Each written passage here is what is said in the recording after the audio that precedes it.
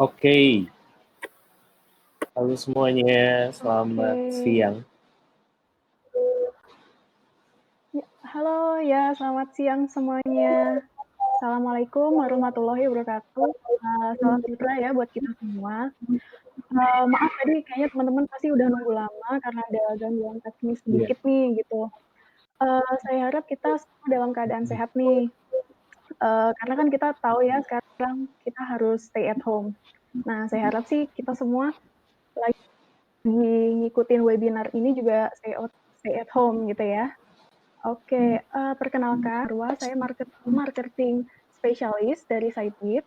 Nah, webinar kali ini itu sedikit berbeda dengan webinar sebelumnya nih, kalau misalnya teman-teman ada yang ngikutin webinar Sitebit. Nah, sebelumnya kan kita sempat nih membahas strategi agar bisnismu itu bisa unggul dengan kompetitor yang lain di segala bidang yang kamu jalani. Nah, kalau sekarang kita akan sedikit ngebahas hal lebih spesifik ke bidang kuliner gitu. Nah, eee, kita tahu ya sebelumnya kalau orang Indonesia itu, kita tahu betul kalau kuliner Indonesia paling dicari dan digemari pada saat ini gitu.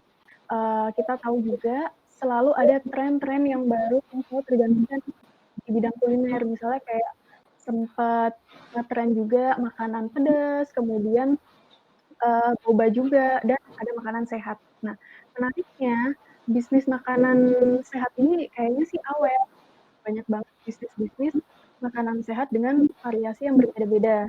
Nah, selain itu, saya sadari juga pola hidup sehat itu kini itu udah menjadi pola hidup di Indonesia, gitu ya Mas Ilham ya? iya benar sekali. Nah, tapi sih kalau menurut saya nggak bisa dipungkiri ya, sebagai, pengusaha dengan mewabahnya COVID-19 ini, kayaknya semua bisnis kuliner ini merasakan efek yang sama gitu. Nah, di sini gimana sih untuk menjaga bisnis kita, tetap berjalan di masa sekarang? Nah, di sini sekarang ada Mas Ilham Mahendrani dan Fit Fit Gourmet ya. Jadi salah satu, brand dari Fit Company yang bergerak di bidang catering makanan sehat ya, Mas Iya Ilham? benar. Oke. Ya gimana kabarnya Mas Ilham? Baik, baik, baik banget gitu. Kebetulan ini sorry agak hujan deras karena saya lagi di kitchen, jadi Mmm, suaranya bakal berisik. Hopefully untuk mhm, suaranya bisa terdengar jelas. Jadi mungkin hari ini kita ya bisa jelas. membahas ya sebenarnya bagaimana kita di Fit Gourmet mengoptimalkan strategi marketing di dalam kondisi COVID seperti ini. I think Mhm, bahkan industri kuliner kita juga kena dampaknya. Walaupun mhm, industri makanan kan kita ketahui kebutuhan basic dari semua orang ya. Tapi ternyata di COVID ini betul. challenges-nya juga ada buat kami gitu. Jadi ini Mhm, mungkin di sesi ini kita bisa diskusi dan nanti kalau ada pertanyaan mungkin juga bisa bisa kita discuss bareng gitu. iya sih. Hmm. Oke, kalau gitu, Mas Ilham mungkin bisa langsung mulai ya untuk Boleh, boleh. presentasi dulu, karena kita udah gak sabar kan, kepo, pengen tahu gimana sih Fit Gourmet itu Iya, apa, kemudian, gimana Fit Gourmet menghadapi keadaan sekarang COVID-19 ini boleh. gitu. Ya, oke, langsung lanjut aja.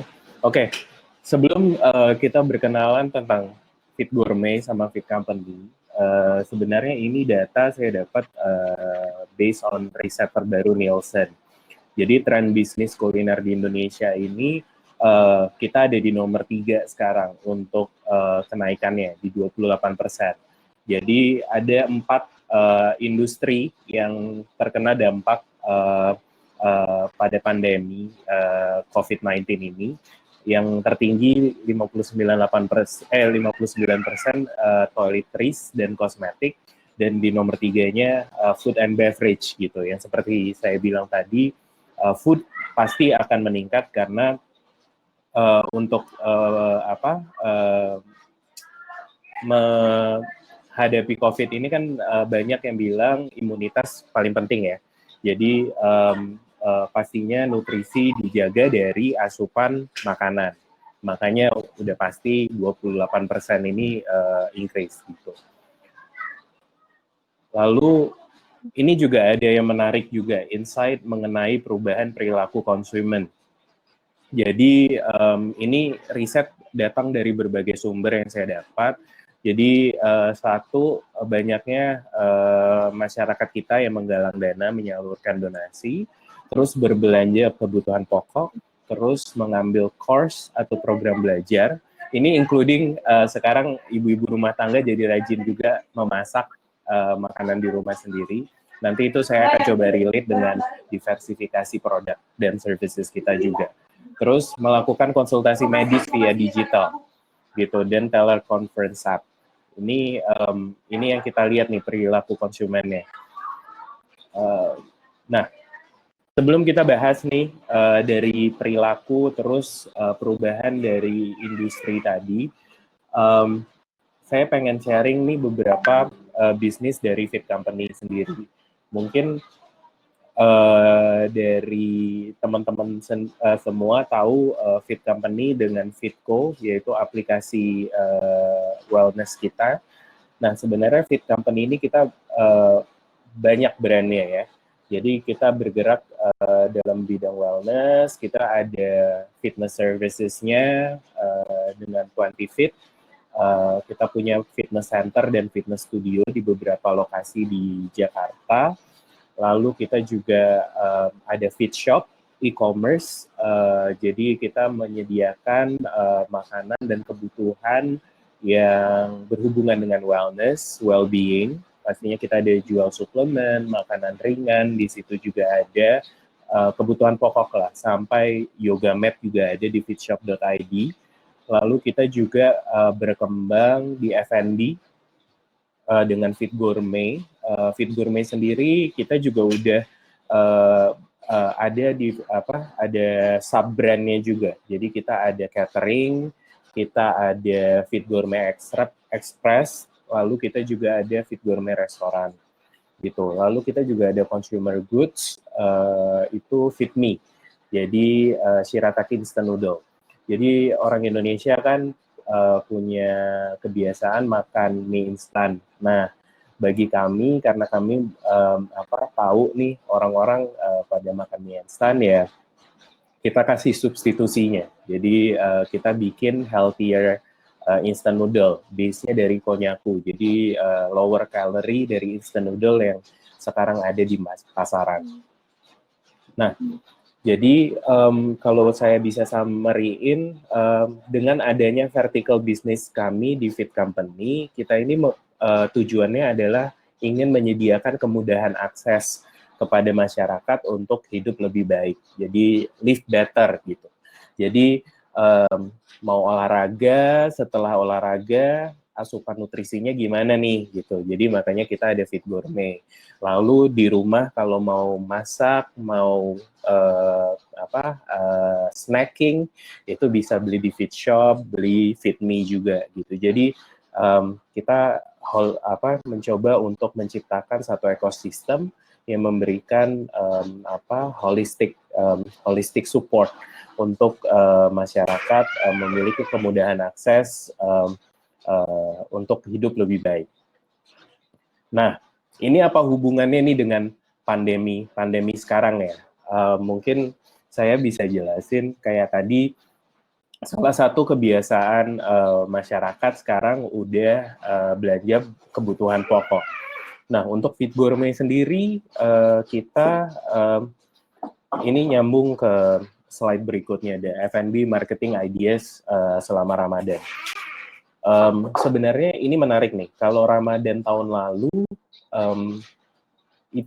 kita nggak ada pandemi ya, jadi Ramadan itu kalau dibandingkan dengan bulan-bulan yang lain, itu pun udah menarik ya. Pasti kebutuhannya berbeda, karena kita puasa, jadi mungkin kalau buat yang express, delivery di lunch, itu pastinya berkurang. Terus waktu pembeliannya pun juga berubah.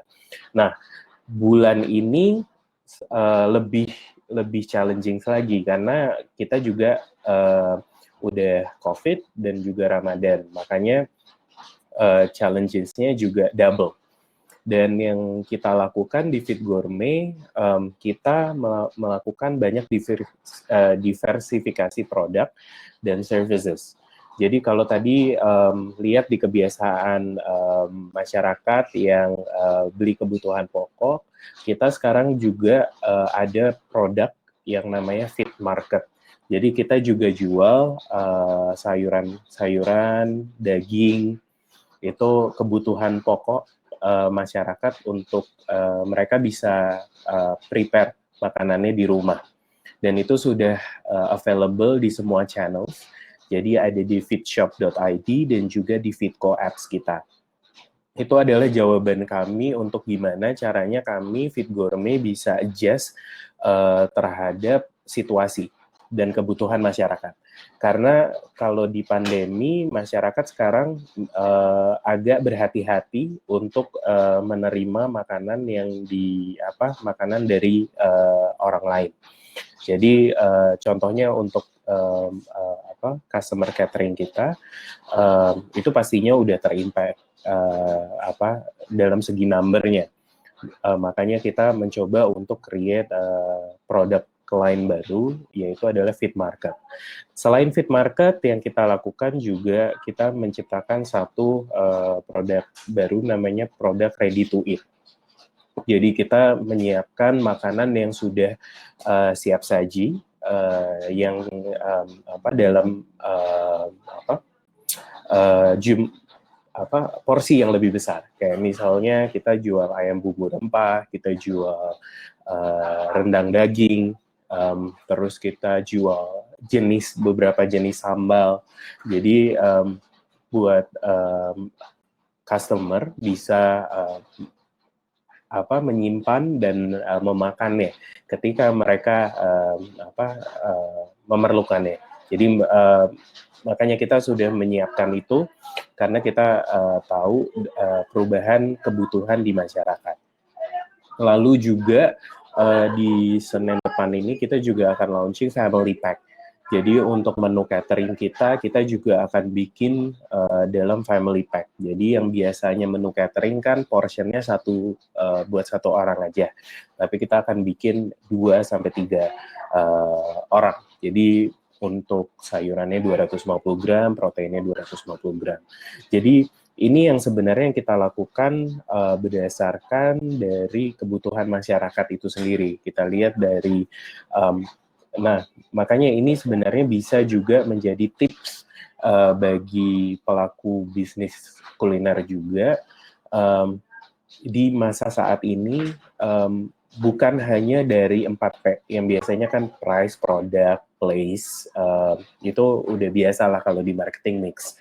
Tapi untuk marketing tipsnya sendiri sebenarnya yang paling penting adalah memahami karakter konsumen nih. Kita sadari bahwa konsumen kita ini sekarang menarik, satu, bukan hanya berpuasa, tapi juga konsumen yang terkena dampak pandemi. Jadi kita harus benar-benar mengerti nih, what kind of karakter dari konsumen kita. Yang satu, higienitas nomor 1. Terus kalau berpuasa, ini banyak dari konsumen kita kan juga mulai prefer, jadi mereka lebih suka makanan-makanan yang lebih familiar. Makanya jadi instead of aiming something new, mendingan kita ended up with something familiar. Nah itu yang kita juga dijalanin untuk Fit Gourmet Express. Jadi kalau dulu kan ketika kita memulai bisnis ini, kita coba untuk mengedukasi makanan healthy food lah, makanan yang salads dan segala macam. Tapi kita mencoba sekarang untuk ended up dengan something familiar.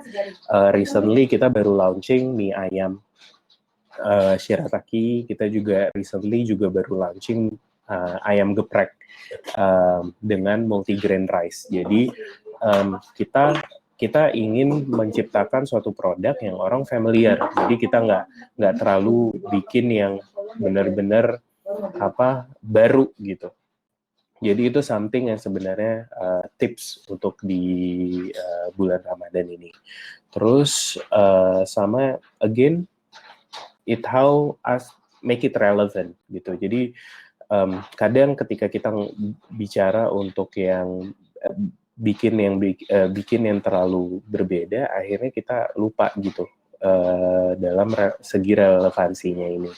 Makanya itu penting banget. Jadi untuk Ramadan F&B harus benar-benar cari produk yang familiar itu tadi. So itu, I think itu. Lalu kira-kira ada ini nggak, ada pertanyaan atau apa atau something kita bisa bahas bareng? Boleh ya, langsung di chat aja. So, ya, mungkin balik lagi dengan apa yang tadi saya bilang. Jadi di Fit Gourmet sendiri dengan adanya pandemi ini kita sudah melakukan banyak adjustment lah gitu, dan terbukti adjustment ini ada impact-nya, terutama di Fit Market. Jadi yang tadinya customer kita beli catering, sekarang mereka beli bahan-bahan makanan. Dan untuk next week aja kita akan coba menambahkan variasi produk based dari permintaan konsumen. Jadi kita juga lebih fleksibel, lebih agile untuk menyesuaikan dengan apa yang dibutuhkan oleh masyarakat gitu. Itu kalau untuk produk sih seperti itu ya. Jadi kalau tips yang saya bisa sampaikan yaitu tadi. Jadi mungkin balik lagi, kita harus pahami karakter, kita harus lihat data. Kalau data di market sekarang banyak yang seperti apa. Kalau misalnya bisa dilihat di Grab sama GoFood aja, ready to eat juga udah banyak. Jadi semua orang juga bikin frozen food sekarang. Jadi instead of kita focusing on bikin something different, karena untuk winning the market at this stage, justru kita harus bikin yang relevan gitu. Nah, ini balik lagi sebenarnya ke Fit Gourmet, ke Fit Company ya. Jadi kenapa sih kita Fit Gourmet dan Fit Company ingin memberikan easy access terhadap masyarakat untuk hidup lebih sehat, lebih baik gitu melalui kami gitu loh, produk-produk kami. Karena kita tahu bahwa lifestyle di Indonesia ini nggak healthy gitu. Makanya yang kita pengen sampaikan adalah kita pengen shift the trends di Indonesia untuk bisa hidup lebih sehat gitu. Melalui apa? Melalui pastinya kita nggak bisa langsung rubah mereka langsung balik arah gitu 180 derajat. Misalnya makan sayuran aja kan nggak bisa gitu. Jadi kita berkomitmen untuk memberikan options yang lebih sehat dulu gitu. Kayak misalnya tadi saya sampaikan ayam geprek. Siapa sih yang nggak tahu ayam geprek gitu? Pasti orang juga nyari ayam geprek gitu. Tapi instead of beli ayam geprek yang brandnya misalnya minyaknya sembarangan, mendingan sama kita aja gitu. Jadi taste-nya tetap ada, tapi healthier. Jadi nggak guilty banget lah gitu. Nah, ini sebenarnya data yang saya share di screen ini sebenarnya jadi reflections buat kita yang kadang kita juga nggak sadarin. Jadi sebenarnya the unhealthy lifestyle di Indonesia ini contributing di 73%. Itu menarik. Mungkin banyak yang selama ini being denial ya, kayak it's all about like critical illness. Banyak yang mikirnya kayak gitu, tapi enggak, semua itu sebenarnya base-nya dari lifestyle disease. Apalagi kalau di Indonesia kan kita itu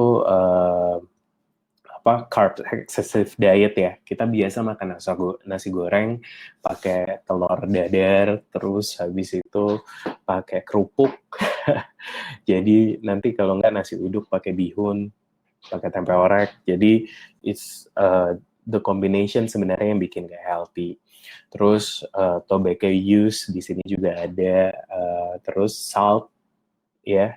Biasa kita makan lontong opor, makan apa, jadi yang ikan asin. Nah, itu sebenarnya yang contributing to the lifestyle disease, which is everything is preventable. Pastinya dengan physical dan juga nutrition intake. Nah, ini yang sebenarnya kita pengen ciptain di ekosistem Fit Company, gitu. Karena kita ingin 70% ini reduce gitu. Jadi kita pengen ya, karena kalau physical activity kan cuman contributing di 30% aja, sisanya adalah apa yang kita masukkan di dalam badan kita. Jadi kadang-kadang udah olahraga terus kok nggak kurus-kurus, udah olahraga kok masih lemas gitu. Nah itu mungkin kita harus balik lagi, kita masih makan gorengan kah? Apakah kita makan buah sesuai kah? Ataukah kita makan sayuran sesuai kah? Gitu. Jadi ingat, satu hal nih yang mungkin saya bisa sampaikan, ingat metabolisme kita berbeda-beda dan jenis diet kita pun berbeda-beda. Jadi ini yang kadang-kadang tidak disadarin. Kalau orang Indonesia trennya misalnya keto diet semua, tapi nggak sadar apakah badan kita sesuai apa enggak dengan diet tersebut. Jadi sebenarnya itu reflections yang kita pengen educate sebenarnya di Fit Gourmet. Jadi it's not about eating yang benar-benar kayak makan untuk kurus, tapi lebih yang penting tahu aja yang kamu makan itu apa. Makanya kita selalu educate dengan kalori intake, kayak di semua menu kita selalu ada kalorinya. Di catering kita juga ada nutrition facts-nya, jadi tahu karbonya dia makan berapa, proteinnya berapa, terus fibernya berapa. Jadi at least kita well aware of intake dari nutrition yang kita makan tiap harinya, gitu. Lalu again, nah ini yang sebenarnya kita pengen underline. Jadi mungkin kalau banyak bilang di luar sana Fit Gourmet, oh ya cuman bisnis catering sehat aja. Enggak. Kita pengen claim bahwa we're not just in a healthy food business, tapi we're in a business in creating better life gitu, through educating people on food options. Dan itu kita sekarang lagi jalanin banget dari semua brand yang kita punya. Jadi dari express, dari catering, terus kita juga ada restoran juga yang sekarang harus tutup karena pandemi. Dan yang keempat kita baru launching adalah Fit Market. Jadi bisnis untuk mensuplai kebutuhan pangan lah untuk customer kita. Jadi bahan-bahan dasar makanan yang mereka bisa masak di rumah. So seperti itu ya. Mungkin itu ya. Kurang lebih dari Fit Gourmet ya. Mas Ilham. Tadi kita udah lihat ya insightful banget ya. Kita bisa jadi belajar dari Mas Ilham untuk mengaplikasikan tips marketing ideas-nya apa yang udah dilakukan oleh Fit Gourmet tadi. Tadi aku sempat highlight, ada 2 hal yang aku highlight yang dilakukan Fit Gourmet nih. Instead of creating something new, kita harus tetap tahu memahami karakter konsumen gitu. Jadi kita harus menekankan mengadjust bisnis kita itu berdasarkan kebutuhan masyarakat gitu, daripada kita buat sesuatu yang baru ternyata nggak fit ke market gitu ya Mas ya. Benar sekali. Jadi sebenarnya selain dari Fit Gourmet, saya juga belajar. Saya kan juga udah ada di industri F&B cukup lama ya. Jadi kadang-kadang kalau kita mikirin, kalau marketing ya, mikirnya ego kayak, oh kita create trend. Tapi at the end of the day, kalau F&B itu berbeda dengan retail ya. Kalau retail itu mereka biasanya create kayak fashion. Tapi kalau F&B, mau dia makan di tempat restoran mewah pun, orang Indonesia nyarinya ayam goreng, nasi goreng, ayam Iya, betul. bakar gitu. Jadi roast chicken. Jadi at the end of the day orang akan lari ke sana gitu. Jadi kadang-kadang kita bikin makanan yang terlalu kompleks, tapi kalau orang Indonesia specifically pasti akan cari makanan yang yang value-nya sesuai dengan kenyangnya dia kadang-kadang. Jadi makanya kalau saya dulu di fine dine restoran, ya mikirnya kita pastiin kayak kalau ada pasta pasti harus proteinnya cukup. Kayak misalnya ada ayamnya, ada ikannya gitu. Jadi nggak bisa dibikin cuman kayak truffle pasta aja gitu. Karena bagi orang Indonesia nggak kenyang. Mau jual mahal, mau bikin truffle-nya, misalnya jamurnya paling mahal sedunia juga nggak akan dia beli gitu. Karena level mahalnya adalah jumlah protein yang dia dapat. Itu sedikit tips sih sebenarnya kalau di F&B ya. Kalau di Express pun kita juga baru jalanin untuk naikin value, kayak nambahin telur ceplok misalnya di nasi goreng kita tambahin telur. Itu kadang-kadang hal kecil yang mungkin selama ini kita mikir ngapain nambahin cost gitu, tapi at the end of the day itu bakal nambahin value gitu. Oh porsinya gede, jadi ketika orang beli harganya mahal, jadi worth it gitu. Jadi itu sebenarnya ya, jadi tipsnya itu kadang-kadang kita jangan membatasi diri kita kayak, oh ya untuk nambahin sales harus bikin hal yang baru. Kadang-kadang kita juga bisa lihat lagi menu yang lama kita, bisa kita bagusin lagi nggak? Gitu. Kalau misalnya, iya menu yang lama bisa kita bagusin lagi nggak gitu. Karena kita juga harus lihat data. Kalau misalnya menu itu banyak orang yang beli, misalnya ada beberapa orang yang beli, kalau menu itu kita keluarin, nanti kita kehilangan customer-nya. Jadi itu yang benar-benar harus jadi considerations dalam menentukan decisions gitu untuk produk. Apalagi di kondisi Ramadan gini, jadi harus sangat berhati-hati. Kalau gitu mungkin sekarang gantian untuk Sidebeat ngasih tips gitu. Boleh. Oke, jadi tadi Mas Ilham sempat mention nih masalah beberapa industri yang di saat pandemi ini meningkat juga gitu. Karena kalau misal kita ngomongin F&B atau food, itu adalah kayak basic human need gitu. Orang pasti makan, nggak mungkin nggak kan. Nah, makanya kalau kita lihat di tahun 2019, terlihat jelas ya kayak perbandingan antara jumlah konsumsi orang membeli produk FMG. Biasanya sih lebih ke makanan dan produk-produk sehari-hari kita. Jadi perbedaannya jelas sebelum bulan Ramadan dan bulan Ramadan itu pasti ada peningkatan. Kita lihat 2019 ataupun 2018 gitu.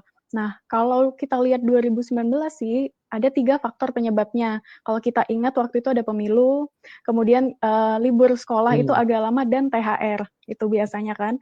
Nah, sekarang masalahnya adalah di tahun 2020 ini, apakah masih sama gitu keadaannya? Nah, yang jelas kita udah ngerasain karena pandemi semua udah berubah ya, kita harus stay at home gitu. Nah, ini juga menjadi semacam problem untuk para pebisnis gitu, harus ngapain nih gitu. Tapi tenang aja, karena kita lihat nih dari 25 Maret sampai 12 April itu berdasarkan survei yang dilakukan Kantar ya, terlihat jelas itu ada peningkatan 14% orang yang sebelumnya shopping offline itu beralih ke online gitu. Nah, jadi di sini bisa jadi kesempatan kita sebagai pebisnis untuk lebih aware gitu dengan online presence kita sebagai pebisnis.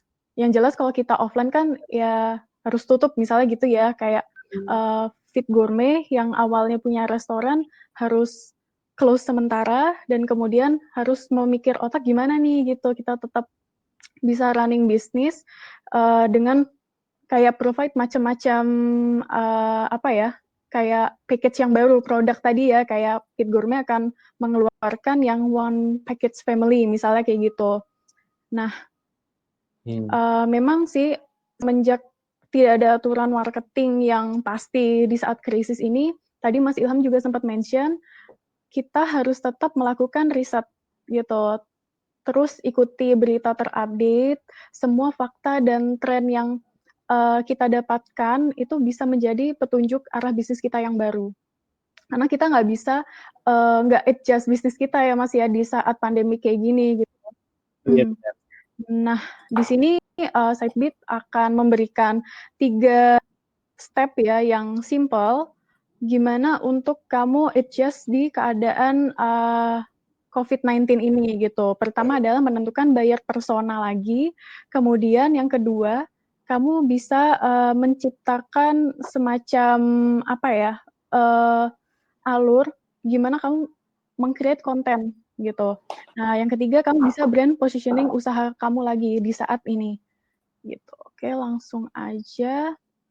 Nah, kalau menentukan buyer persona sendiri, ini kenapa penting ya? Karena kalau misalnya kita membuat konten atau memasarkan produk kita tidak sesuai dengan target yang sesuai ya untuk produk kamu, yang pertama nanti nggak efisien. Kamu akan mengeluarkan budget marketing secara percuma, misalnya pas untuk ads atau pas kamu create konten akhirnya nggak ada orang yang istilahnya apa ya tertarik gitu dengan konten dan produk kamu. Nah, jadi dengan mengetahui buyer persona ini kamu bisa tahu nih kepribadiannya gimana, sifatnya dia gimana gitu kan. Terus gimana cara seseorang ini mengambil keputusan, itu penting banget gitu. Nah, selain itu kan di sini ada 3 manfaatnya nih. Yang pertama adalah menentukan pemahaman terhadap customer yang ideal. Jelas sih karena kalau misalnya kita udah tahu persona dari produk kita nih, orang yang tertarik sama produk kita jadi lebih tahu nih, kita dapat sense apa yang mereka sukai gitu, kebiasaan mereka tuh seperti apa. Kemudian yang paling sekarang kita harus tahu adalah channel sosial media apa yang menjadi, apa ya, kesukaannya dia gitu. Kalau misalnya dia sering buka Instagram, mungkin kita bisa, lebih memfokuskan marketing campaign kita ke sosial media Instagram, misalnya kayak gitu. Yang kedua adalah marketing yang tersegmentasi atau tertarget. Nah, ini nggak bisa, dilewatkan sih, karena kalau misalnya tertarget, kamu, bisa mengirimkan atau istilah menyampaikan konten sesuai dengan, personal mereka gitu, dari gaya bahasanya, kemudian kamu bisa tadi yang udah saya sampaikan, kamu bisa, istilahnya apa ya, mem-post sesuatu di sosial media yang mereka sukai gitu. Kalau misalnya tidak menentukan buyer persona dulu, pada akhirnya nanti kamu akan bingung gitu menentukan, grup umur mana nih yang akan tertarik dengan produk kamu gitu sih. Nah, di sini ada contohnya. Nah, misalnya seperti ini nih, biasanya dari, buyer persona ada 4 hal yang harus kita ketahui. Yang pertama itu behavior. Dari sini kita bisa tahu, misal sosial media apa yang sering dia gunakan, kemudian, dia itu mengeluarkan uang, spend money itu consider nggak sih kalau barangnya mahal atau enggak? Apakah biasanya kalau untuk food and beverage itu packaging sesuatu yang penting nggak sih buat dia, kayak gitu. Nah, biasanya untuk pain points, ini yang paling penting. Karena dengan kita tanya pain points itu biasanya si customer ini bisa, apa ya, istilahnya jadi curhat atau jujur ngasih tahu perbandingan produk yang sebelum dia pakai gitu. Nah, itu bisa jadi, apa ya, celah yang kita bisa take notes, sehingga kita bisa jauh lebih baik daripada produk yang dia pakai sebelumnya, gitu. Kalau untuk goals dan needs ini, jelas ya, needs bisa kita gunakan untuk kita improve produk kita gitu. Misalnya di delivery, anggap aja dia pengen banget nih delivery-nya cepat gitu. Kemudian untuk customer service ingin si customer service dari usaha kita cepat menanggapi gitu. Ini penting banget sih. Jadi kita tahu apa yang harus kita improve dari brand kita, bisnis, dan produk kita gitu. Nah, yang kedua adalah content life cycle. Nah, di sini kita kan nggak mungkin ya kalau jualan produk itu nggak punya sosial media atau istilahnya channel lain kayak website gitu. Di situ kita pasti, menunjukkan konten gitu, entah itu foto atau istilah informasi penting yang relate dengan produk kita. Nah, ini bisa menjadi guide kamu untuk merencanakan konten yang mau kamu post gitu. Nah, di sini ada tiga stage. Di sini ada tofu, tapi bukan tahu ya. Tofu, mofu, dan bofu. Nah, tofu ini adalah, stage yang pertama yang harus kita lalui pada awalnya. Di sini kita bisa menggayat leads sebanyak-banyak mungkin dengan, konten yang kita create nih. Nah, di sini tujuannya lebih ke awareness. Jadi, kita tidak mengkonsentrasikan untuk meng-create konten yang kita tunjukin produk kita atau menjual, itu enggak. Jadi di sini kita lebih fokus dengan, istilahnya apa ya, artikel dan tips-tips yang secara general. Misalnya, di bulan Ramadan ada beberapa kata kunci yang sedang, rame gitu ya traffic-nya. Kalau kita lihat dari Google Keep Planner itu, kita bisa menggunakan salah satu kata kunci itu untuk kita membuat artikel gitu, atau di sosial media. Nah, setelah dari, kita udah create awareness yang banyak, kita mendapatkan leads, follower misalnya, atau jumlah orang yang visit di website kita, membaca artikel kita, nah kita bisa, menjadikan si leads itu menjadi prospek. Nah, mereka di sini orang-orang yang lebih interest, ingin mempelajari produkmu gitu, dan manfaat dari produk yang kita jual gitu. Nah, biasanya sih bisa kita, posting stories how to buy misalnya, biasanya juga edukasi produk. Nah, kalau untuk F&B sendiri sih biasanya kayak mungkin Fit Gourmet pernah posting di IG nih, si mie ayam shirataki-nya itu ingredients-nya apa aja. Nah, itu salah satu konten yang, mendeliver manfaat dan produk Fit Gourmet sendiri. Nah, ini penting banget juga sih karena kita, sebagai brand juga tetap harus deliver produk kita apa, manfaatnya apa. Nah, setelah itu bottom of funnel yang terakhir adalah kita harus mengarahkan si prospek ini menjadi customer kita, karena gimana pun bisnis kita harus generate sales. Nah, di sini biasanya konten-kontennya lebih mengarah ke, menyampaikan diskon misalnya, terus ada free coupon juga, biasanya mungkin beli 2 gratis 1 dapat 3 kan, kemudian biasanya free delivery juga, kayak gitu. Atau sekarang yang lebih, ngetren itu kayak kita dikasih semacam spoon, kayak free gitu karena udah nggak pakai ini ya, plastik, kayak gitu-gitu. Nah, selanjutnya, oke, dari 3 tunnel yang tadi sih sebenarnya kalau bisa kita cermati sendiri ya, nggak mungkin dong tiba-tiba tuh kayak langsung ke tunnel yang paling bawah. Kita harus melewati, stage yang dari awal dulu yang paling atas yaitu, tofu tadi gitu. Nah, di situ kan kita harus menghasilkan konten yang menarik leads dengan artikel salah satunya. Nah, kenapa? Untuk sosial media sih pasti harus, namun sebagai pebisnis kita juga harus apa ya, mengetahui atau istilah sense-nya itu ada gitu, kita harus dapat leads-nya nggak hanya dari sosial media, juga dari orang yang search di Google. Karena kalau kita bandingkan, orang yang menuju sosial media sama, langsung ke Google itu intention-nya beda gitu. Kalau kita masuk ke Google Search, biasanya orang lebih, ingin beli langsung gitu, punya buy attention gitu.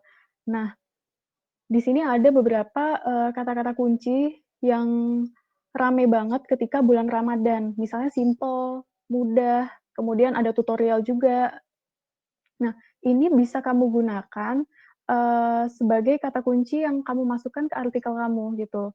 Jadi semakin kamu, istilahnya menggunakan kata kunci yang sedang banyak dicari di Google Search, itu istilah meningkatkan kemungkinan bisnis kamu ditemukan, artikel kamu ditemukan, dan pada akhirnya, orang nanti akan istilahnya kepo nih di website kamu gitu dan bisa melihat produk-produk yang kamu tawarkan di situ, gitu.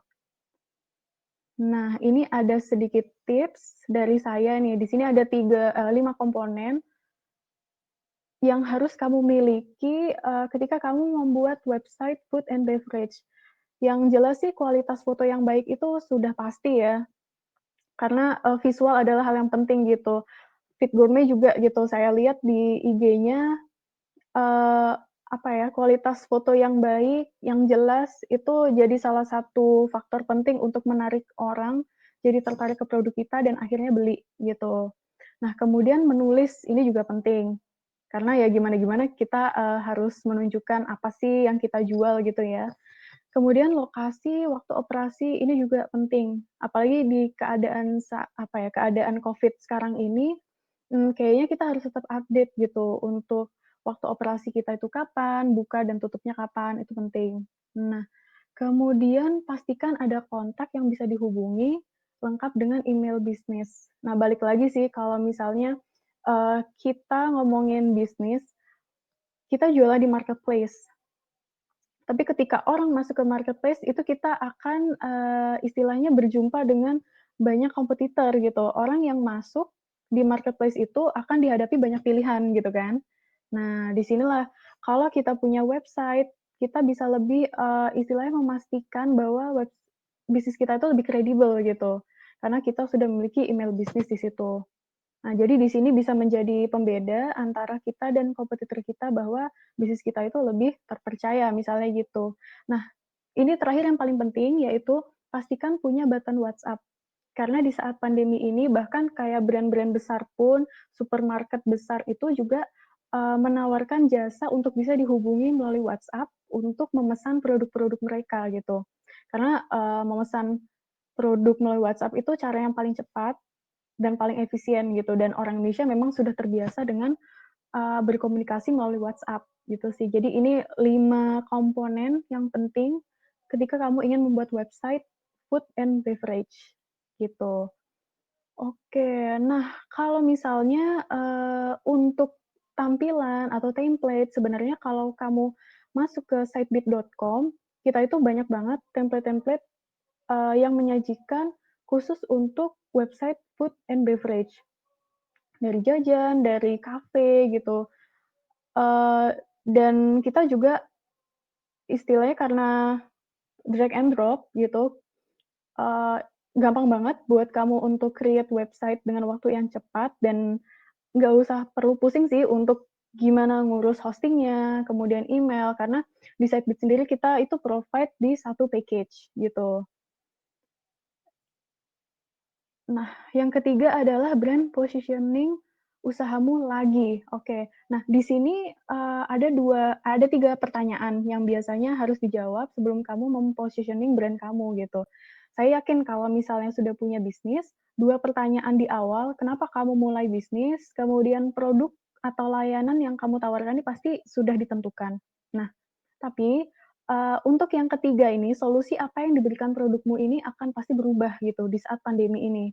Nah, contohnya kayak Fit Gourmet mengeluarkan Fit Market gitu, karena melihat, eee, market sedang membutuhkan bahan-bahan yang fresh misalnya gitu, mereka prefer untuk masak di rumah. Nah, jadi ini salah satu poin yang saya tekankan bahwa kalian harus brand positioning lagi gitu di saat seperti ini. Nah, contohnya sih kalau kita lihat ya, di sini saya kasih lihat, contoh magal, restoran, Korea barbeque. Kita tahu kalau misalnya barbeque kan kita biasanya lakukan di restorannya gitu, karena pandemi nggak bisa dong, dan mereka, akhirnya membuat, opsi gitu dengan mengantarkan bahan-bahan dan kita bisa barbeque di rumah misal gitu, sama kayak Fit Market tadi. Nah, Eee, sebagai brand juga sih sebenarnya kita harus tetap kasih sense ya, bahwa kita tuh mendukung, kalau kita itu istilahnya krisis ini bisa diatasi gitu. Biasanya sih kayak yang Mas Ilham tadi mention, kita, semacam melakukan gerakan sosial, itu penting banget sih. Kemudian di sini kita lihat di poin yang kedua, sebuah brand tuh harus, menunjukkan atau memberikan bantuan customer dalam kebutuhan sehari-harinya gitu. Kita harus membuat semuanya lebih praktikal gitu. Kita harus membantu customer, misalnya kalau sekarang bisa free delivery gitu, kemudian, kita bisa kasih semacam utilities-nya gitu kan, free. Nah, gimana caranya kita bisa tetap, istilahnya hadir dan memberikan solusi ya, di keadaan sekarang ini, gitu sih.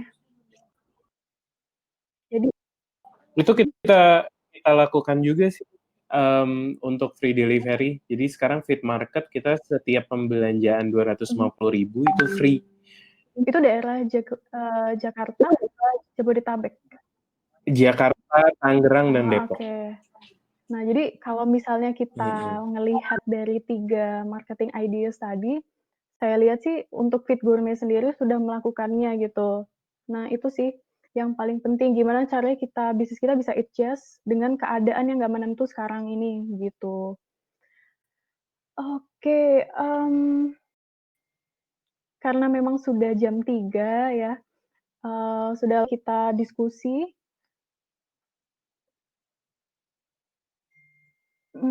sekarang sudah sampai di akhir webinar, mungkin, saya ingin mengucapkan terima kasih banyak ke Mas Ilham sebagai General Fit Gourmet, untuk menyempatkan waktunya ya, Mas, ya, bisa diskusi dan sharing Iya, tentang Fit terima Gourmet kasih juga banyak. gitu. Semoga Iya, sukses selalu, Mas, nanti next semoga kita bisa diskusi lagi dan iya, kasih tips ke iya. teman-teman gitu.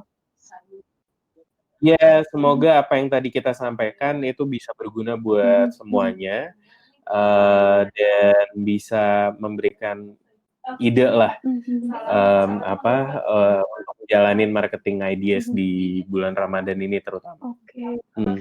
kalau gitu Sukses untuk semuanya, stay healthy ya. yap, Mas Ilham, sebelumnya ini ada pertanyaan nih. Mhm, Oh, ini oke. nih ada yang nanya, industri F&B kan udah banyak pesaingnya, udah Mmm, itu corona juga gitu. Gimana sih punya kepedean untuk memulai bisnis F&B atau terus ngelanjutin bisnis? Kayak ideal nggak sih Mas Ilham kalau kita memulai bisnis saat corona ini gitu? oke, sebenarnya sih, ideal-ideal aja. Pasti, mmm, ya pesaingnya kan memang udah banyak ya, tapi kalau untuk memulai bisnis F&B sih memang harus berani ya, gitu. Tapi ya itu tadi, mulainya dari kecil. Jadi, mulai dari produk yang kira-kira winning gitu. Jadi jangan terlalu, mencoba-coba yang banyak Mhm, gitu. Kalau misalnya dia udah misalnya membuat nasi apa gitu, tapi udah yakin gitu kalau rasanya itu udah enak, itu pasti harusnya bisa gitu. Karena bisa kelihatan kayak misalnya geprek bensu deh mhm, gitu. Dia cuma fokus di geprek gitu. Jadi dia nggak macem-macem. Jadi awalnya ya udah cuma geprek aja dan akhirnya mereka bisa bisa jalanin gitu. Mulai dari kecil mhm, terus bisa berkembang jadi multi chain seperti itu. Karena kalau dalam segi operations pun lebih mudah. mmm, Jadi itu yang mungkin ja, jadi bahan konsiderasi ya Mas Farid. Kalau mau mulai aja, tapi pastiin Mas Farid tahu nih produk apa yang Mas mau jual. Kayak saya sedikit info aja, teman saya dijual kayak satu produk misalnya kayak lidah cabai hijau dan segala mhm, macam, dan itu laku gitu. Dan sekarang dia punya 4 outlet karena ya memulainya dari cuma satu produk itu gitu. Dan semua orang mencari, akhirnya ya udah dia bikin cabang-cabang baru mhm, lagi, baru dia diversifikasi produk, misalnya dibikin sambal mhm, yang lain gitu. Jadi pastiin aja dulu tahu arahnya mau kemana, apakah mau compete dengan misalnya ayam geprek, sekarang lagi banyak ayam geprek, mhm, atau mau misalnya mau ke bubble tea misalnya, kayak gitu. Jadi tahulah arahnya kemana. Nah terus coba cari bikin USP-nya apa nih Hmm. gitu. Dari track-nya misalnya Bensu, misalnya apa nih yang lebih baik dari Mas sendiri gitu. Jadi sebenarnya sih sah-sah aja sih, halal-halal aja kalau mau mencoba gitu. Tapi ya mulainya dari yang kecil dulu aja gitu. Iya sih. Dan USP itu biasanya kita juga bisa tahu dari riset juga ya Mas ya. Kita bisa tanya orang nih gitu. Benar. Sekarang sih data udah, kita di dunia digital gini data di mana-mana ya. Jadi kita udah bisa lihat lah. Maksudnya kita bisa lihat what kind of food yang banyak orang bikin gitu. Replikasinya apa aja gitu. Jadi kalau misalnya berkaca dari situ, itu akan lebih baik sih untuk memulai bisnis yang akan bisa jadi successful gitu. Gitu. Semoga itu bisa menjawab ya Mas Farid. Oke, kalau gitu. Karena waktunya memang sudah melewati, ini udah jam 3 nih Mas. Oke. Kalau gitu sih mungkin kita sampai di sini ya untuk sharing-nya. Terima kasih banget buat teman yang sudah join, Mas Ilham juga udah sharing nih. Saya senang banget bisa tahu banyak nih tentang Fit Gourmet, kemudian tips marketing dari Fit Gourmet ini benar-benar berguna banget buat kita, apalagi yang ingin tetap istilahnya ada yang melanjutkan bisnisnya, mungkin ada yang baru mulai gitu kan. Ini bisa jadi insight gimana caranya start bisnis gitu sih. Yes. Tuh. Iya. Jangan takut sih, harus berani. Iya, betul. Oke, Iya. kalau gitu thank you ya Mas Ilham ya. Terima kasih. Stay healthy semuanya. Stay healthy semuanya.